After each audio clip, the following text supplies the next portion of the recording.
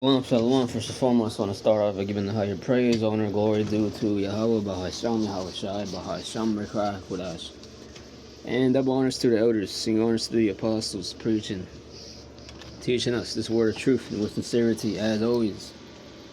Without any further ado, I just want to get into this lesson here. We're going to go into, I'm not sure what we're going to go into. We'll just see what we have here on the news, things like that. So to start off, this is World War III. Fox News. The article reads: Iran's Khamenei issues direct warning to United States. Let's look up what this is here. I'm not sure what this is here. That's this guy here, Supreme Leader of Iran. That's his name.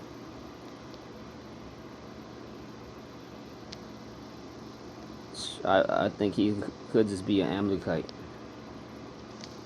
But let's see what he said here. So Supreme Leader of Iran, he says, yeah,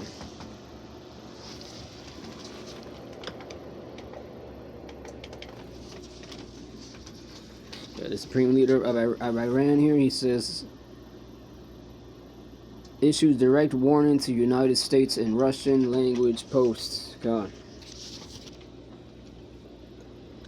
Khamenei tells Americans they will face defeat again due to erroneous planning as protests continue nationwide. Let's play the video. Got a video here.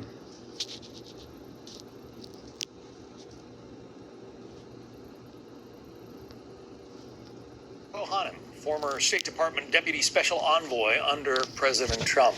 Ellie, we've heard the Speaker of the Iranian Parliament threatening the United States if there is any kind of a military strike against that country.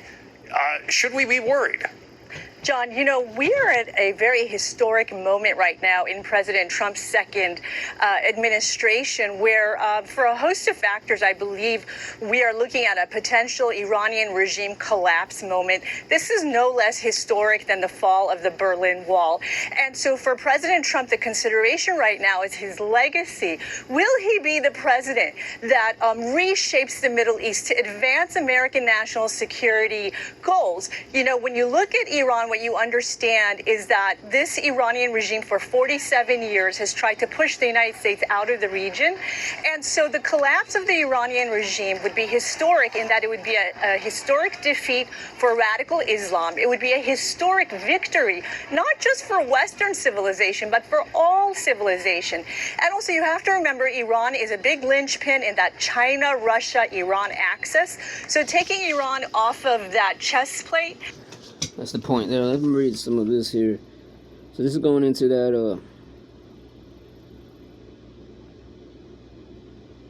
in a post dated January 11th.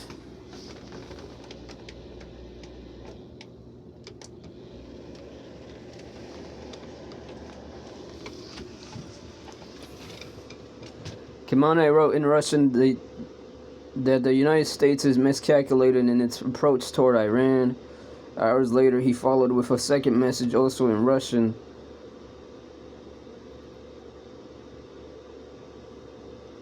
Warning that Americans have suffered defeat before because of mass calculations, and will do so again because of erroneous planning. Come on. So that would lead to whatever that leads to. That would lead to whatever that leads to. And this is all leading to ultimately 2nd Esdras 9 and verse 1. He answered me then and said, measure the time to time diligently. So that's what we're doing. So this video here is for speaking on prophecy. And when thou seest part of the signs pass, which I have told thee before, then shalt thou understand that it is the very same time wherein the highest will begin to visit the road which he made. This is what the Lord is going to do. And so we got this third war. Got a lot of signs happening. Got this article. They will turn. What the fuck? I said that article. They turn into going into some solar eclipse that they have there as well, and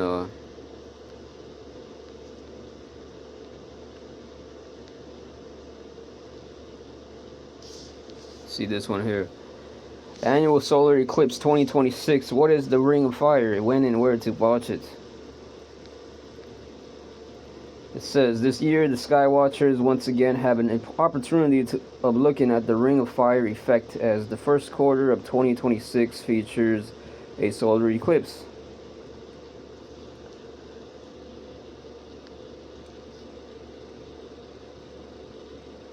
The last total solar eclipse took place in North America in April 2024. I remember that. Coming up in 2026, it's a chance to see the moon fully swallow the sun's fiery face.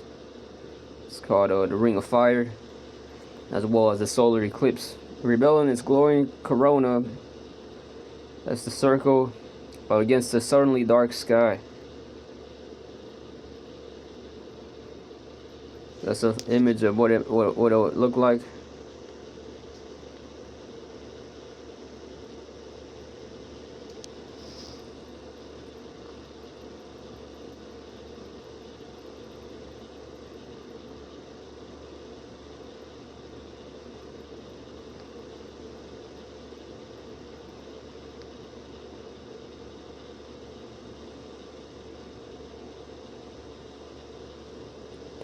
So this is a Ring of Fire.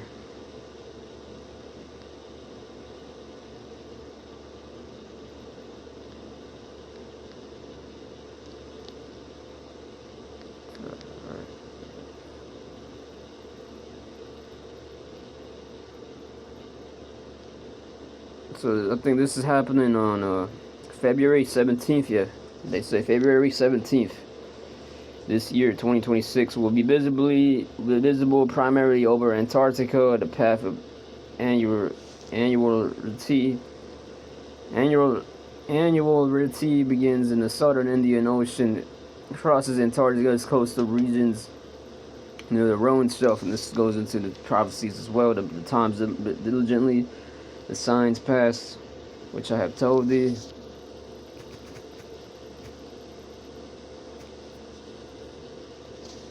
Take us in WW3. Verse 15, the sun and the moon will be darkened, and the stars will no longer shine.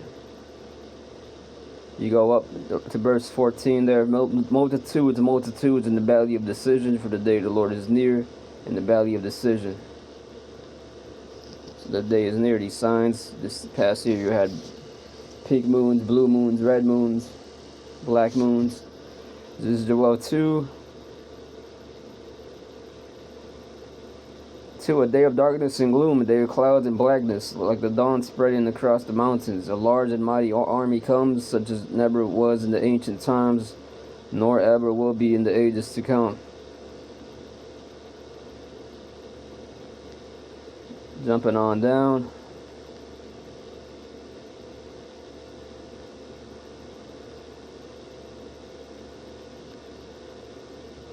It's verse 30.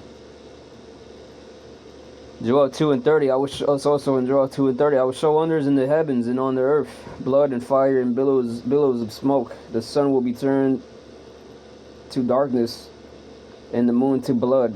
The blood moons and solar eclipses before the coming of the great and dreadful day of the Lord. Yahweh Ba'ashem Yahushua. Now I'm gonna Google this.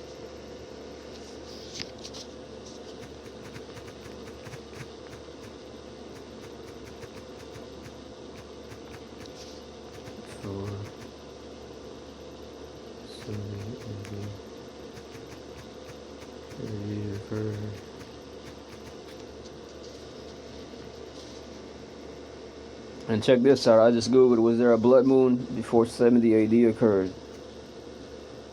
Because these things have happened multiple times. It says here, yes, astronomical AI overview says, yes, astronomical records confirm lunar eclipses occurred before 70 AD, including one linked to the crucifixion of Yahushua in 33 AD.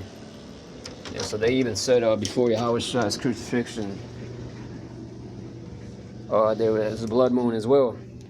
So the Lord uses blood moons to always show and represent these things that's going to happen and take place. and other notable ones around 5 BC and 1 BC, fitting periods of significant Jew or Jewish history. Like they say Jewish here, it's really Jew history, like, or Israelite history. Like the time of Herod the Great Greek. While some focus on these specific eclipses as prophetic signs, many eclipses happen with specific dates like April 3rd, 33 AD, showing a partial lunar eclipse, visible as a reddish moon from Jerusalem after sunset, aligning with biblical descriptions. Around 1 BC, with Herod the Great's death, several lunar eclipses happened near this time, with a total one on December 29th, 1 BC, being a strong candidate for being noted historically due to its visibility. 5 BC and 4 BC. Another one here. Other partial or lunar eclipses occurred in 5 BC and 4 BC, coinciding with the period when King Herod the Greek was alive and before the destruction of the temple in 70 AD.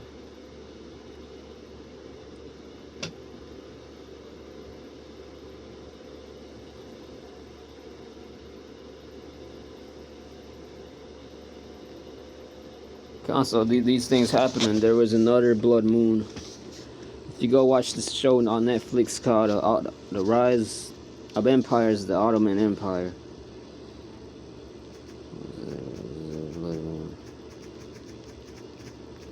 Blood moon.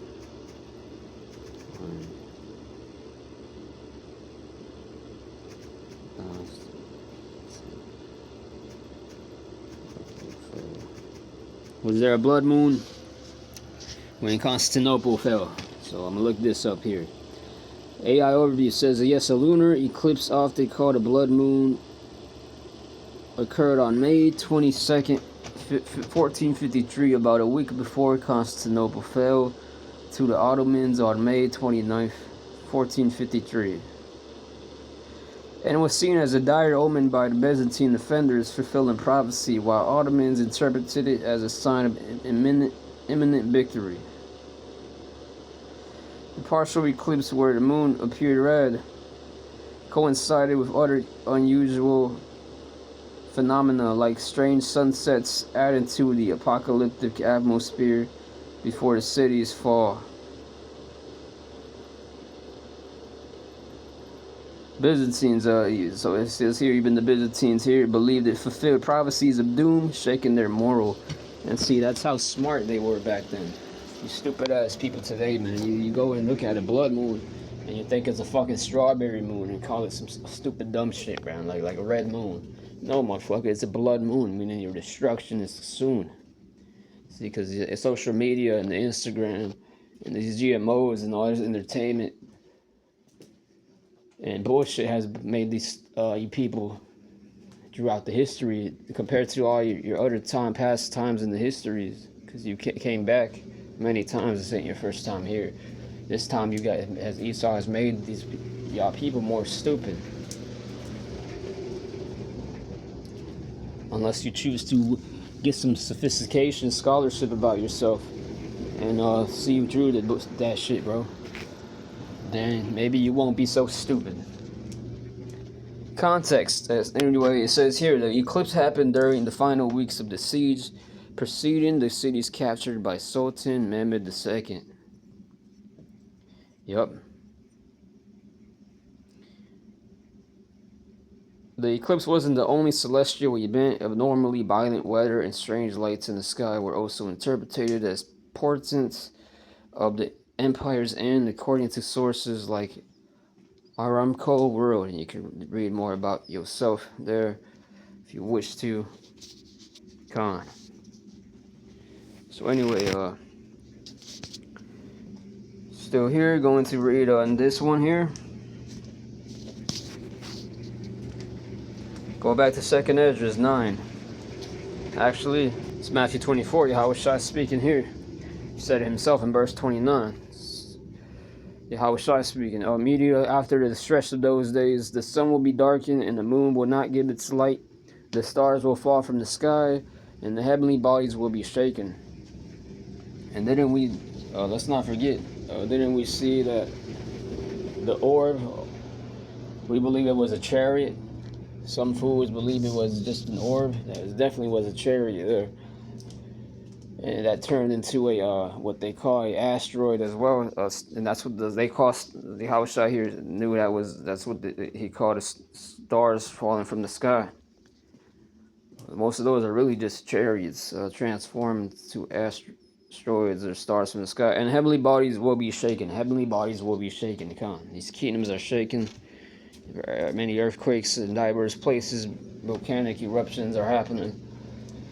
There's so much that's happening and going on. Just before Yahushua returns.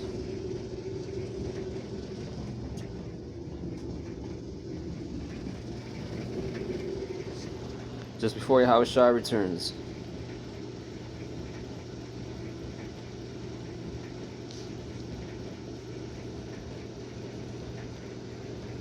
Come on.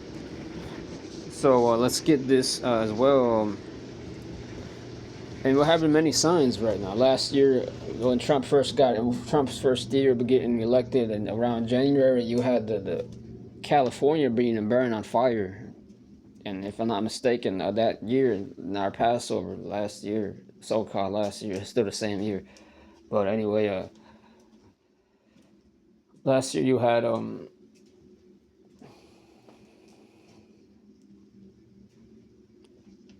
you had what's it called? You had a you had a blood moon on our Passover. So that was the spirit.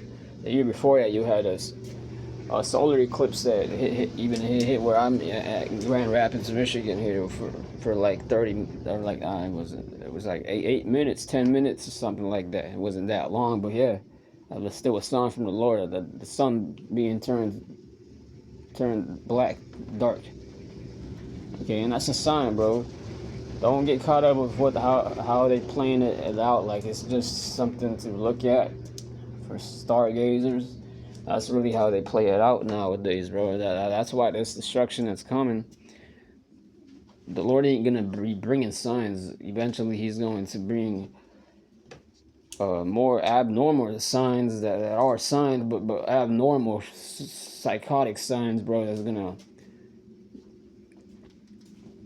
make your brain question what you're watching, what you're seeing, what's going on, your emotions, the sounds. People ain't gonna believe it. They're not gonna be ready. Isaiah 33:6 says, "Wisdom and knowledge shall be the stability of our times, and strength of salvation." The fear of Yahweh Shai is gonna be our treasure, and definitely for the elect. It says in Isaiah 14 or 13, "I shall make a man more precious than fine gold, even than the golden wedge of Ophir." So the Lord ain't playing, and these things are coming to pass. And if you ain't ready, it says here, I'm googling here. I googled there's strange signs when Jerusalem fell, and let's see what AI overview here has to say. It says, yes, both contemporary historians and religious texts record numerous strange signs of prodigies that reportedly occurred before and during the Roman siege and the eventual fall of Jerusalem in 70 AD. The most detailed accounts came from Jewish, or so-called Jewish, historian Flavius Josephus, and the Roman, you guess you could call him Jewish, Roman historian Tacitus, who thought, so these are two, look at that, that's two historians writing this, witnesses, who though not Christian, reported events widely believed to be supernatural importance. Accounts from historians here says Flavius Josephus in his work The Wars of the Jews described several fearful sights and great signs from heaven. These included the first one here, a sword-shaped like star in a comet that stood over the city for a whole year. It's the second one, intense light that shone around the altar in the sanctuary of the temple at the ninth hour, during the feast of unleavened bread, making it seem like bright daytime for half an hour. The third sign that you say, the eastern gate of the inner court of the temple opening on its own accord. A gate so heavy it typically required 20 men to shut. And that's the spirits created for vengeance. Let's get this here. Sirach 39, verse 28. There be spirits that are created for vengeance, which in their fury lay on sore strokes. Those are those apparitions that opened that heavy ass gate. They say it took 20 men to open it. In the time of destruction, they pour out their force and appease the wrath of him that made them. Fire and hell, famine and death, all these things were created for vengeance. Teeth of wild beasts, scorpions, serpents, and the sword, punishing the wicked to destruction. They shall rejoice in his commandment, and they shall be ready upon earth when need is. And when the time is come, they shall not transgress his word. Con.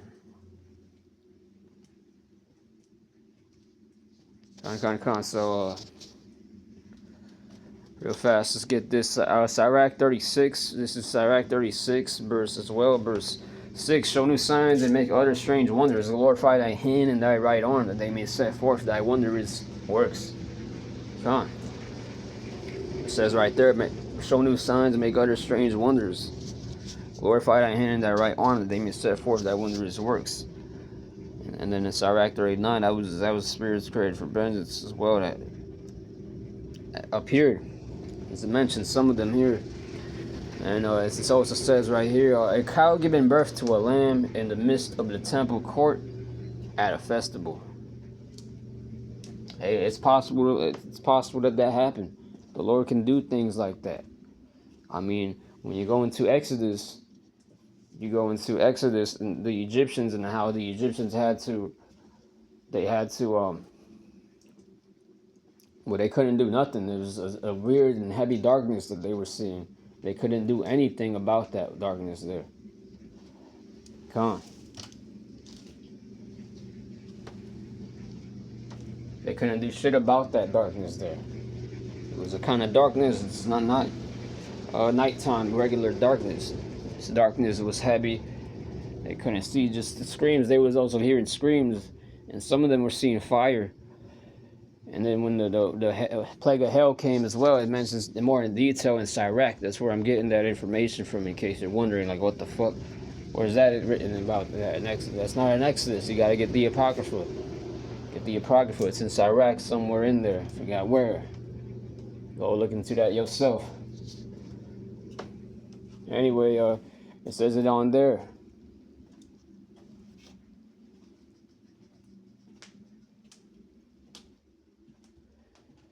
Even with the plague of hell, even there, they even saw that fire with the hell as it was raining with the hell. And the fire wasn't being put out with the rain as well. Thunders and all that. You were having thunders, fires, stuff like that, things of that sort, shit like that, you know. But anyway, another sign, they saw chariots and troops of soldiers in armor, seen running about among the clouds before sunset on the 21st of the month, Artemisius. Another sign here they have, a voice heard by priests in the inner court of the temple during the feast of Pentecost, as they felt a quake and saying, let us remove hence, meaning the gods were departing. And then this one here, another sign, it says, a man named Jesus, son of Ananias, walked through the city for over 7 years, constantly crying, woe, woe means destruction, woe, woe means destruction to Jerusalem, until he was killed by a stone from a Roman siege engine. All right, so these are signs from the Lord. And Lord willing, man, I pray the Lord brings these signs here, man. Especially to Grand Rapids here where I live, Michigan. And if you brothers are serious and real, man, Lord, you're going to be pressing those curses to your cities too. At least to bring these signs out there. And in your face, to in your city where you live. All right, you know. So yeah, this one, the Roman historian text, it's just independently, because a lot of niggas ain't right, and a lot of niggas are gonna be destroyed to the utmost. Esau to the utmost destroyed. Moab to the utmost destroyed. All types of stuff. This one here. The Roman historian Tacitus independently confirms some of these events, mentioning armies bright with resplendent armor seen in the sky, and the temple being lit by a sudden flash of fire from the clouds. Come on. Biblical prophecy in the Gospels, Yahushua is recorded as having predicted specific signs that would precede the destruction of Jerusalem, including false messiahs, wars, famines, pestilences, earthquakes, and the city being surrounded by armies, which would signal the time to flee. And in today, Jerusalem, modern day Jerusalem is mainly America, because most Israelites live in America. So these same armies this time is not going to be Roman soldiers, but Russian troops, Chinese troops, Iranian troops, North Korean troops are coming here and blowing shit down, firing shit on fire, hitting shit with their guns, their bullets. That's what's gonna happen, and that's what's gonna come. And most of these people, these scoffers and mockers out here, people talking shit, they're gonna be casualties of those things. Some worse than others. Some will actually gonna get a harsher judgment, like starvation.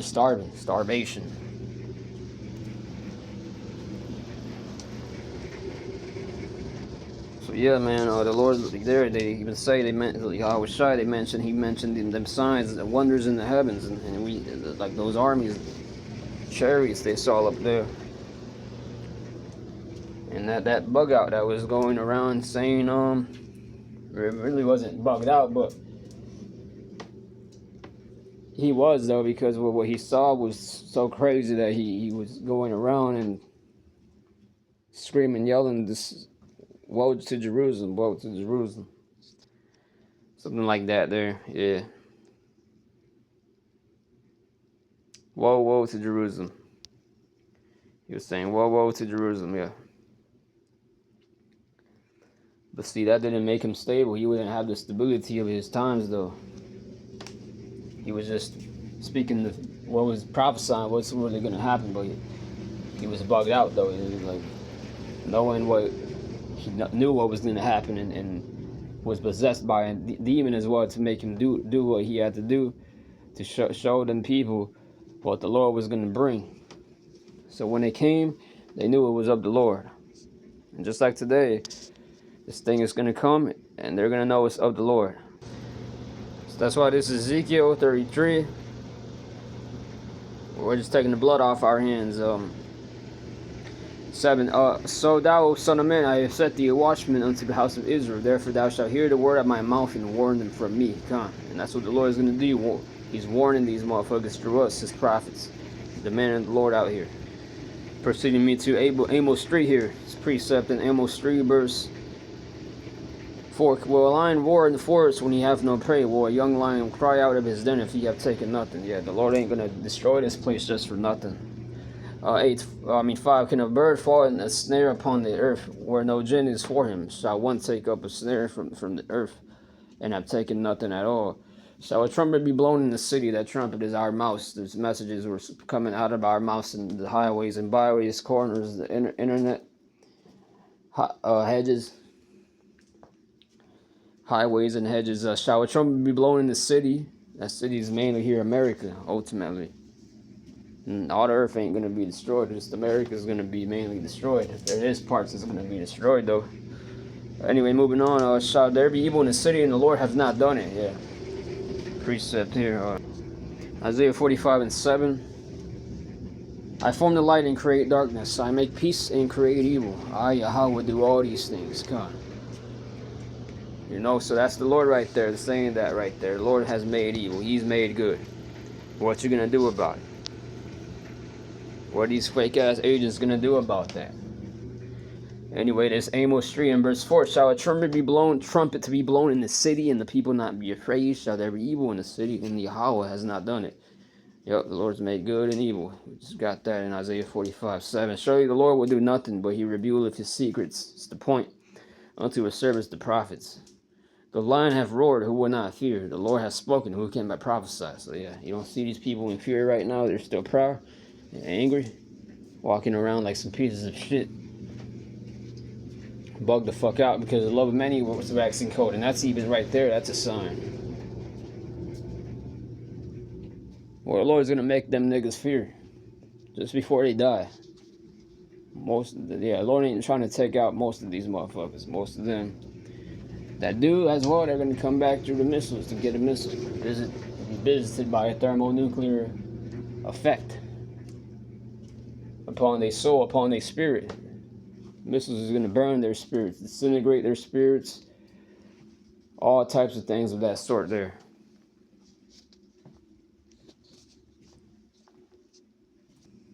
Going back to Ezekiel 33:7. Therefore thou shalt hear the word of my mouth and warn them from me. Come.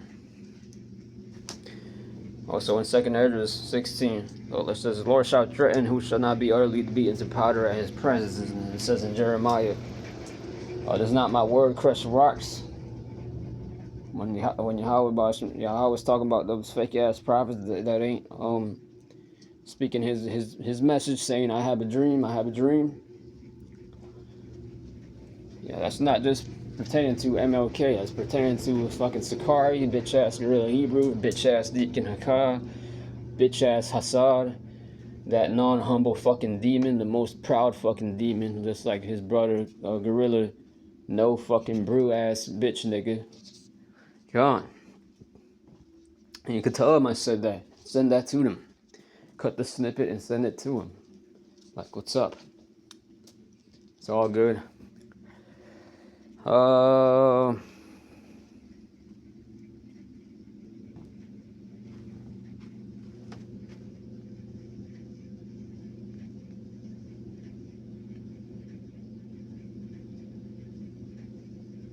jumping on down to verse where Jake talks shit just like he is today.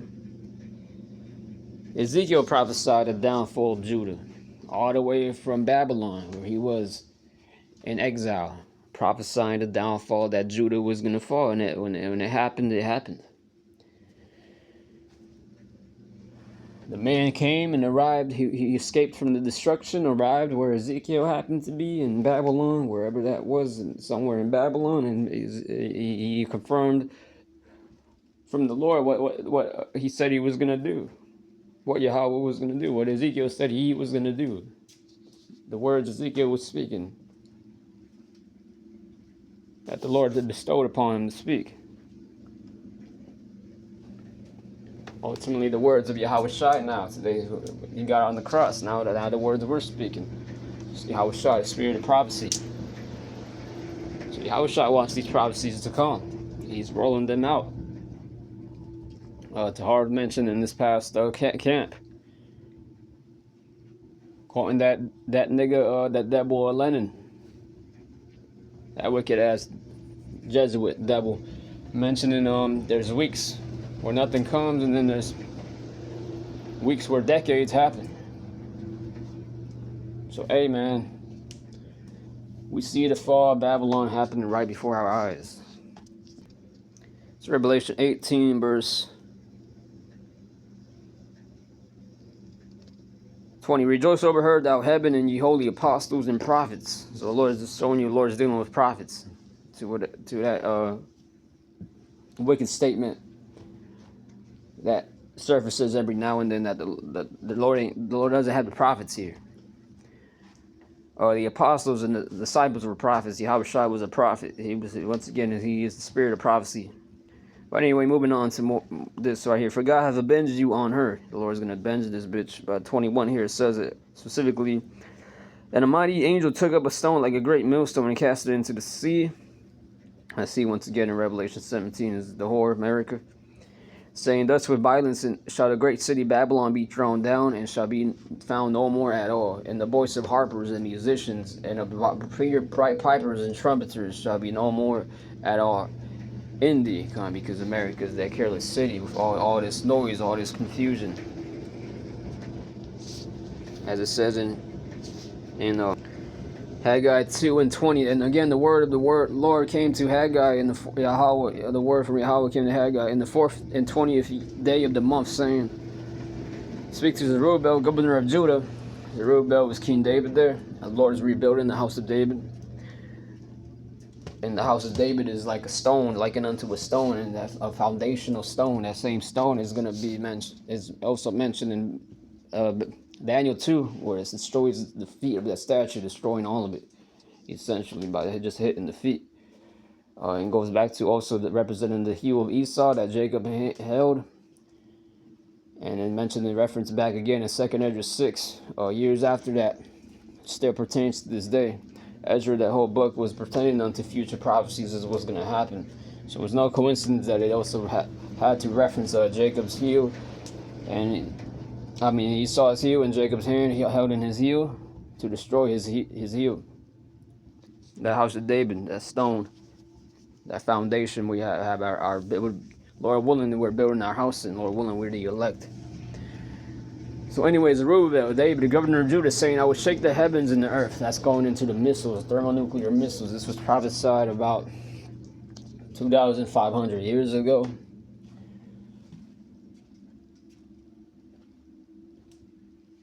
The Lord describing the missiles back then at verse 22, "And I will overthrow the throne of kingdoms and destroy the strength of the kingdoms of the heathen." Proving that the Lord's not just going to destroy Esau, but he's going to have all you other heathens under subjection and on a hardcore slavery bondage for you. All your insults, all your statements, all your wicked oppressions done to Israelites, they're going to be brought back upon you tenfold. The Lord says he should do according to mine anger, and do double unto them as they have done unto thee. So this is just your judgment, Esau, and to the other nations, the so-called white man, the devil. Yeah, Trump and all of them. And all of them. "And I will overthrow the chariots and those that ride in them, and the horses and their riders shall come down, every one by the sword of his brother. In that day, says the Lord of hosts, I will take thee, O Zerubbabel, my servant, the son of Shealtiel, saith the Lord, and I will make thee a signet, for I have chosen thee, says the Lord of hosts, Yahweh Bahasham Yahushai, his son Yahushai, not fucking Jesus. All the Edomites screaming Jesus, thinking that's the Savior. They're in for a rude awakening. If they don't know yet, they should already know by now, and I personally believe they do already know by now. There ain't no such thing as a fucking baby baby face Ray Jesus.